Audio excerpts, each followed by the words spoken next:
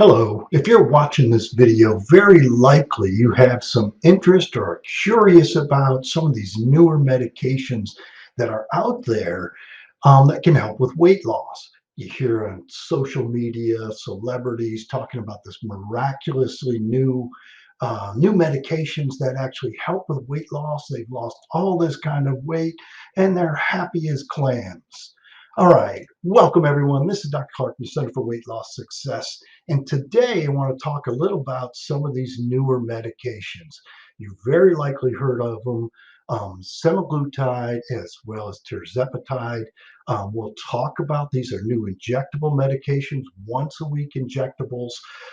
Subsequently, then people lose weight very nicely with it, and it may end up being easier to keep the weight off. So we're going to talk about this in detail. We'll talk about kind of how they've come about, what they're used for, can they help with weight loss, what are the risks, who shouldn't do this, and then kind of if you're interested, how to get started here at the office. All right, so the medications are called semaglutide and tirzepatide, and they are new injectable weight loss medications, and yep, they can work. All right, so a little intro here about weight loss. As you know, if you've tried to lose weight, weight loss is hard. But if you think about it, actually, and I've known this for the last 30 years, weight maintenance is actually even harder. But don't despair. There are a couple of new once a week medications that are injectable.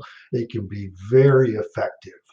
And if you've known me at all, you realize that I'm not one of these people that jumps on the bandwagon right away and just kind of, oh, let's start doing this because I want to know, is this medication safe? Is it going to work? Is it something that can be affordable? If you've heard about these medications, very likely you've also heard about how expensive they are. And there's some truth to that, but we have gotten a way to make this at least a very reasonable thing. Now, I've been doing weight loss for over 30 years. I've done over 6,000 weight loss surgery operations. I've been board certified in bariatric medicine, which is weight loss medicine. We've been doing that as well for over last almost 20 years. So subsequently, we see kind of what tends to work, what tends not to work. And this is one of the few newer medications that I can really get excited about. All right, so the two medications are semaglutide and tirzepatide. Semaglutide is often referred to as Wegovy. That's the brand name. Tirzepatide is Mounjaro. And both of these medications fairly new in being approved by the FDA. Both of them are approved for for treatment of diabetes, but now they're also working on getting approval for weight loss. The semaglutide has been approved for weight loss. Tirzepatide, the FDA has put it into a fast track label, but it can still presently be used off label for use for weight loss. All right, so semaglutide is approved in June of 2021. The FDA approved it for weight loss. It had previously been approved for treatment of diabetes, diabetes type 2. But early studies showed good weight loss, so they started doing weight loss studies. These early studies were showing 15 to 30% body weight loss in then approximately a year to just over a year, kind of year to year and a half. So the early studies are showing very good weight loss. So weight loss of 15%, what does that actually mean? Well, for example, if you weigh 200 pounds, 15% of 200 pounds is 30 pounds. So now, okay, you lose on average, and some people lose more, some people lose less, of about 30 pounds. That is significant weight loss. We are seeing that. It's getting closer to actually what we often refer to as surgical type weight loss. So these early studies are showing very good weight loss. Now, obviously, these medications by themselves don't just work because you took them. Like any weight loss plan, you still need to do the right things. It's most effective if you're, working on a fairly low calorie diet, very low carbohydrate diet. You're working on increasing your activity, exercise type of thing, and that's true with any medication, any weight loss plan. So this is no different than that. Tirzepatide, a little newer, it was approved in May of 2022. So it's literally less than a year ago. And it's approved for the treatment of type 2 diabetes. It's presently being used off label for weight loss because we also see significant weight loss with this medication, and it's been placed on a fast track to get approved for weight loss itself. But right now, potentially it's actually used off label, but many medications are. The early studies with tirzepatide actually show about greater than a 20% body weight loss. So that same example, if you weigh 200 pounds, 20% is about 40 pounds. And again, that's average. Some people lose more, some people lose less. Obviously, this also has to do with how much does some have to lose. For people who have to lose a lot more weight, they'll lose more weight. And again, it's most effective with a good weight loss plan, diet plan, activity exercise plan. All right, so what are these medications? Okay. Semaglutide, they're injectable glucagon-like peptide or GLP-1 agonists. Okay, they're given about once a week. Inject them typically in the subcutaneous tissue. It's like giving an insulin injection. Very simple. Yeah, I know it can sound intimidating, but very simple to do. We're happy to show you how to do this and help you with this. So what is GLP-1? GLP-1 is an incretin hormone. Incretin hormone means that this hormone is a type of hormone that's released by the digestive tract. And the medication actually mimics that. And these incretin hormones play a role in appetite as well as digestion. Now, tirzepatide also is an incretin-like hormone. It is very similar to GLP-1, which is again that glucagon-like peptide, but also GIP. And GIP stands for glucose-dependent insulinotropic polypeptide. These are little incretin hormones that are released along your digestive tract, along the intestinal tract. So tirzepatide again is for treatment of type 2 diabetes, but it's been placed on the fast track designation for weight loss. Presently is used off label, but we may find that this medication actually works even better than the semaglutide does. Okay, both of these again are indicated to treat type 2 diabetes mellitus, but also weight loss in adults with a BMI of greater than 30, which basically means someone just probably a little more than 20 pounds or more overweight, or a BMI of 27 with associated medical problems. Both of these medications, just if you have them at home, they need to be refrigerated, kept out of the light. So typically keep it right out of direct sunlight. All right, so how do these things actually work? This GLP-1 and the GIP. Okay, so they work on multiple areas of your body. The brain is one of them. Okay, but also then it can work on the whole body.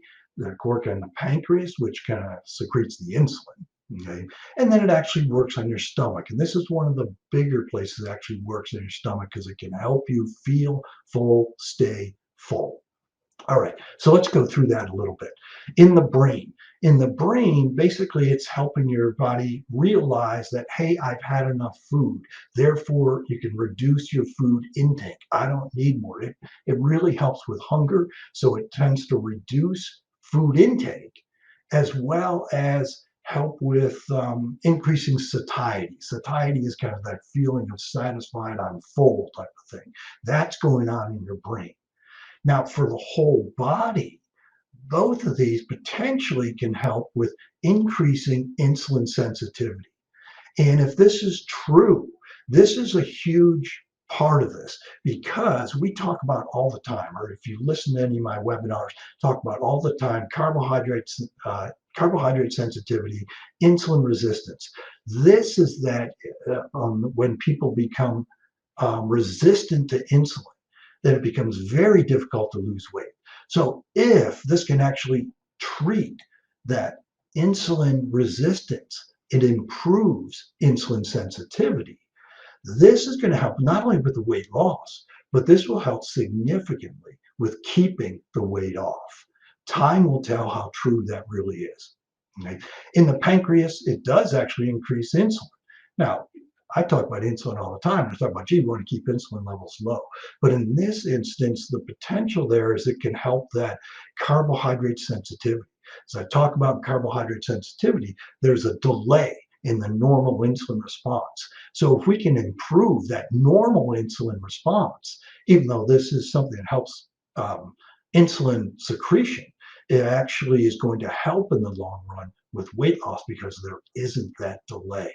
And subsequently, then you won't get those huge swings. In the stomach, now this is another place where it can work almost too well. Okay, and the reason I say that in the stomach, what it'll actually do is it'll slow down gastric emptying. Why is that important? Well, if we slow down gastric emptying, you're going to have a longer period of time of being full.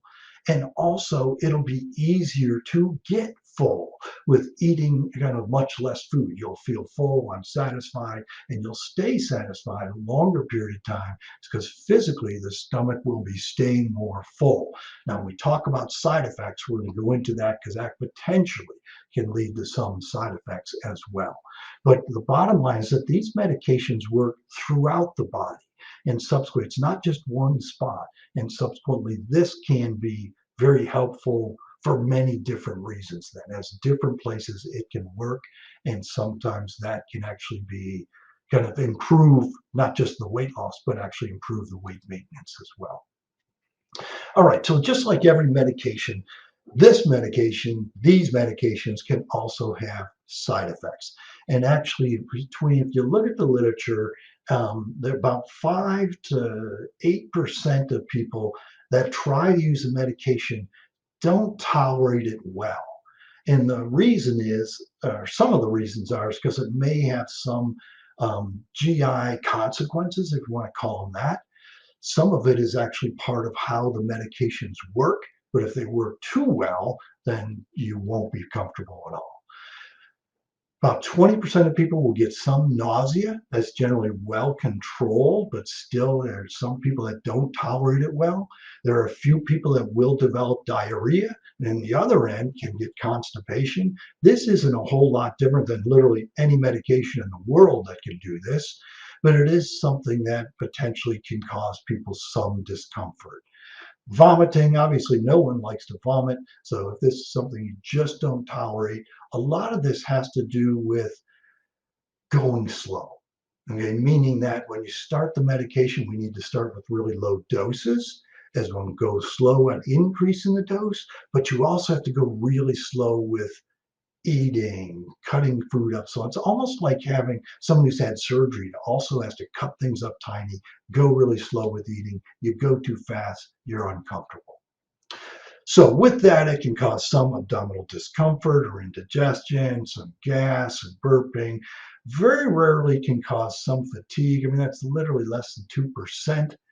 One thing we have to watch for, and this is true with anybody who has significant weight loss for whatever reason, is that any weight loss is associated with gallbladder problems.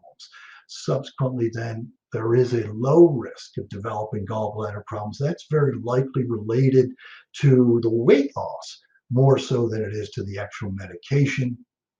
And then since these medications actually can slow down gastric emptying, do have to be a little careful that the potential for absorbing your normal medications may not occur quite as efficiently and effectively. That is something they're just beginning to study. It hasn't become a significant problem, but you have to consider things like birth control pills. Are they going to be absorbed quite as well? So there are certain medications you want to be a little bit careful with because we're slowing down the gastric emptying side of the whole thing. The bottom line to that is very rarely severe side effects could occur, an allergic reaction, if someone got severe abdominal pain. If these things actually happen, obviously seek out emergency medical treatment. But reality is these are pretty Well, these side effects can be fairly well controlled, and they're not that unusual, but again, can be well controlled there. So I don't want to scare people off, but these are something that you may feel. All right. Now, there are certain people that probably shouldn't take these medications. And it's true with just about every medication in the world. And one of these is a theoretical problem. So, what we typically tell people is anyone that has a personal or a family history of medullary thyroid cancer, which is a very rare thyroid cancer, or multiple endocrine neoplasias, which are also in incredibly rare cancers. They're typically are genetic, so they usually run in families, and that's why we say either a family history or personal history. I've been doing in medical field for over 30 years. I can think of one time I've seen someone with either of these type of problems. So it's very, very rare. All right, but other people that shouldn't take this medication, if you're a type 1 diabetic, meaning you don't make insulin, or if you're a diabetic that has a history of diabetic retinopathy. Now, diabetic retinopathy you have to be very careful with if you have it. It's basically eye problems associated with diabetes. And the issue is that if we fix this diabetes very, very quickly, which these medications can, that quick fix can actually make diabetic retinopathy a little worse. And so you want to try to avoid that. So if you have a history of that, probably shouldn't take this medication. If you've already had a history of pancreatitis, because this is part of where the medications work, or gastroparesis, which means the stomach doesn't empty well already. And if we were to give you medication that slows down the stomach emptying, that's probably not a good thing either. If you're really prone to dehydration, because potentially if you're not taking it, you're not getting your fluid in, you could have some worsening of any kidney function there.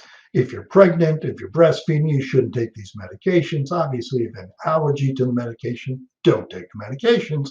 And finally, if you're underweight, and there's no reason to take this medications because you very likely will lose weight. All right, so what is the treatment then? Okay, the treatment with these medications, semaglutide, tirzepatide, they're very similar. They're basically weekly injections. They're weekly injections in the subcutaneous tissue, typically almost similar to like an insulin injection, but literally even probably less so because they're the smallest needle just about they make. But you inject them into the subcutaneous tissue, into the abdomen or some fatty pad there. You do start really low. You want to start the medication at a very low dose and then very slowly increase. And typically what we'll do is we're going to increase it every month or so. Some of that is because it just takes some adjustment to the body to adjust to these medications. But also, we want to make sure that you're tolerating the medication. And then finally, we want to make sure, hey, is it actually helping you too? So it's adjusted very slowly to slowly increase the dose. I often see or hear people that want to go, can't we just increase the dose faster? It's like, no, you really shouldn't. You really should go through this slow adjustment, typically no sooner than once a month. And then finally, if you get to a level of this medication where you're losing weight really well, it's like there's not a reason, hey, we need to keep going up on the medication either. It is a medication that can be used long term, and both of these medications, semaglutide, tirzepatide, can be used long term. The really high doses of tirzepatide, which would be really rare if someone would need that, will tend to be more expensive. Tirzepatide itself tends to be a more expensive drug there. But both of them can be used long term. So what do we typically do? So semaglutide can, again, the dosing schedule is just a little example of that. Typically, we're going to start at the lowest dose, which is 0.25 milligrams. You'll do that for the first month. See how you tolerate it. See how your weight loss goes. Bump that up to 0.5 milligrams, which are then used for the next month, and kind of each month slowly go up. Typically, the highest dose is 2.5 milligrams, which if you needed the highest dose, would take a good about 5 months to get to that. Okay. But do realize we're going to titrate this up relatively slowly, making sure you tolerate the medication, aren't getting a lot of side effects that are bothersome, and subsequently are you seeing good weight loss. With the tirzepatide, very similar. It's a different kind of the size, if you want to call it that. The dosing is a little bit different, but the concept is exactly the same. That we're going to start with a really low dose, um, injected weekly for the first month, see how you tolerate that, bump you up to the next dose, slowly work our way from 2.5 milligrams all the way up to potentially 15 milligrams, although it's very rare that someone would need 15 milligrams once a week. Most people are going to be in these lower dose ranges. Okay, but again, once a month, we'll consider upping the dose about once a month, and that's really a discussion about how you feeling, are you getting the side effects, what's your weight loss doing, do you want to try a higher dose? So a lot of this is kind of patient specific, and it really depends on how it's working for you. Just to take that a step further, there's nothing wrong with switching between medications. You would very likely need to start at the lowest dose again. But if one medication, hey, this isn't working as well, can we try the other medication? The answer is yes. That's not a problem with trying another medication. Very similar to if we were treating your blood pressure, we may try different doses, different medications, and just see how does it work. And it may take some time to kind of sort that out. All right, so what do we see in results then? I mentioned that earlier. We're seeing very good weight loss is the bottom line. On average, with the semaglutide, okay, about 15% of body weight is lost during that first year. Now, there are some relatively shorter term studies about what happens after the medication is stopped. So once the semaglutide is stopped, what we're seeing is about potentially about 50% of that weight that is lost can be regained in that first year. Now, that sounds like, oh, that isn't that good. Actually, that's really good. Okay. Well, I'd like to say, oh, that's not good, but it actually is very, very good. And I think as time goes on, we may see this actually improve. And again, because that if we can fix or really treat that insulin resistance, this is one of the first medications that can actually treat this insulin resistance, which literally over 50% of the population is insulin resistant. Okay, but anyway, different discussion. If we can treat that insulin resistance, this weight maintenance is likely to remain better than kind of most other weight loss type of medications. So I'm really excited about this side of the whole thing. All right, tirzepatide, fairly similar, actually a little better weight loss. And from talking to people that have utilized this medication, there potentially is a little less risk of some of the side effects. Although the side effects are basically the same with both medications. So with tirzepatide, what we're seeing is on average about 20% of body weight is lost during the first year. Again, that 200 pounds, if you weigh 200 pounds, 20% would be about 40 pounds. Okay.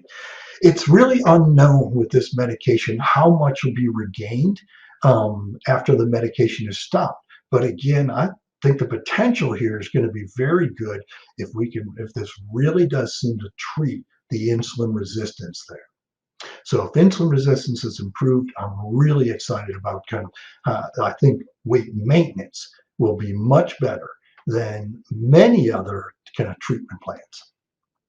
All right, so in summary then, both semaglutide and tirzepatide can be very helpful in a weight loss program. Both are showing very good weight loss on average.